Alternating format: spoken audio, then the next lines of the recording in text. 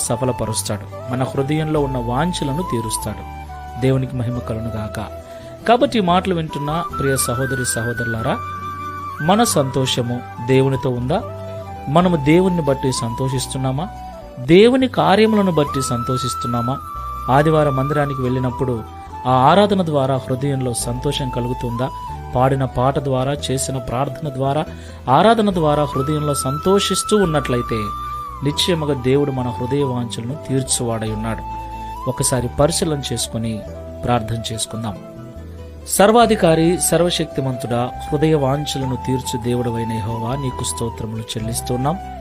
ఈ ఉదయకాల సమయంలో మాతో అనేక విషయాలు మీరు మాట్లాడినందుకు స్తోత్రాలు చెల్లిస్తున్నాం. లోకములో శరీరానుసారులు శరీర సంబంధమైన వాటిని బట్టి సంతోషిస్తూ ఉంటారు.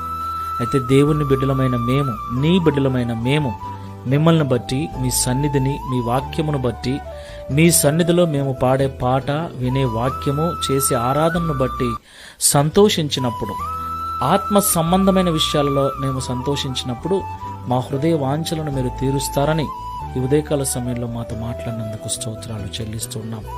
ప్రియ తండ్రి, ఈ ప్రార్థనలో ఏకీభవిస్తున్న మేమందరము కూడా లోక సంబంధమైన మనుషుల వలె కాక, శరీర సంబంధమైన మనుషుల వలె కాక, ఆత్మ సంబంధమైన విషయాల పట్ల ఆసక్తి కలిగి, ఆత్మ సంబంధమైన విషయాలలో ఆనందిస్తూ, నిన్ను బట్టి ఎల్లప్పుడూ సంతోషించేటువంటి మనస్సును మాకు అనుగ్రహించమని, తద్వారా మా హృదయ వాంఛలను నీ ద్వారా తీర్చుకొని నీకు సాక్షులుగా నిలబడుటకు సహాయం చేయమని, దావీదు వలె మేము కూడా సాక్ష్యం ఇచ్చినట్లుగా ఈ వాగ్దానం మా అందరి జీవితం నెరవేర్చమని యేసు నామములో ప్రార్థిస్తున్నాము తండ్రి.